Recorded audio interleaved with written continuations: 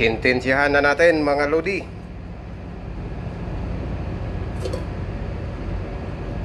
Mainit na mainit na. Baba natin.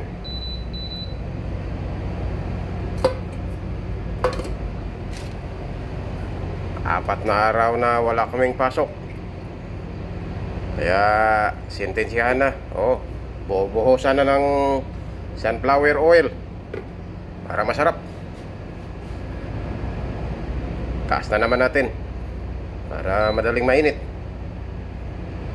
Ito na po yung daing ditulingan.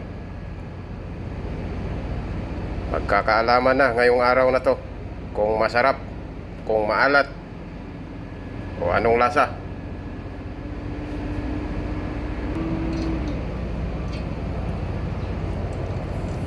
Nako, di pa pala mainit. Taasan natin. Yun, gumalaw. Pwede na. 18. Pwede na yan. Pwede na yan.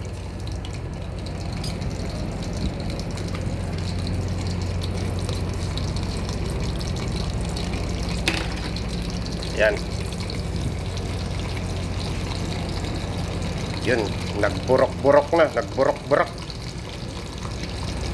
Hindi ko gaanong lutuin ito, yung ano tawag nito, yung toasted na pagkaluto kasi matigas. Pero lumambot ito dahil nahugasan ko na. Ito po yung tulingan na ginawa kong daing. 2.2 kg po ito.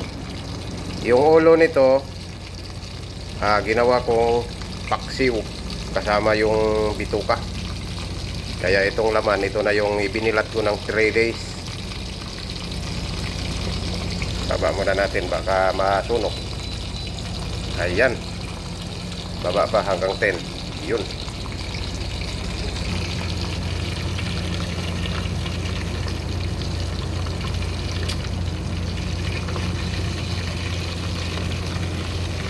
Naku, nadurog.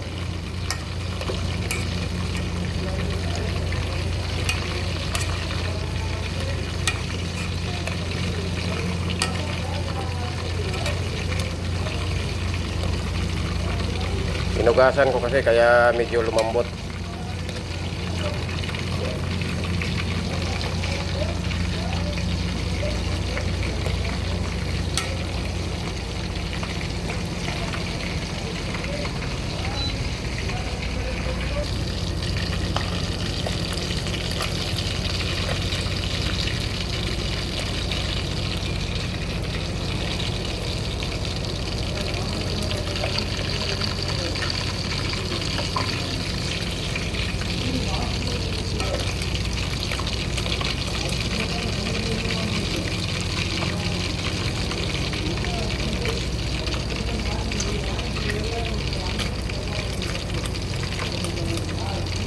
Luto na ito mga lodi.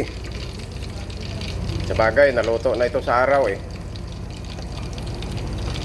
Ikaw ba naman ibilad ng 3 araw sa temperature na 44?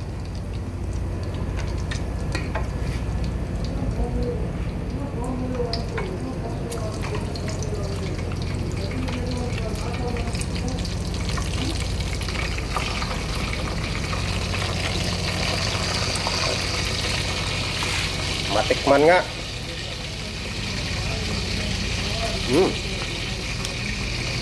Ang tabang. Aba, ayos lang. Good na good. Wow. Ayos.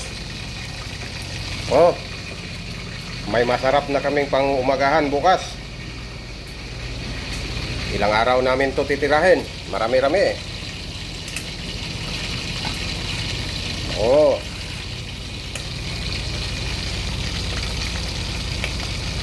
Ayos, mga lodi.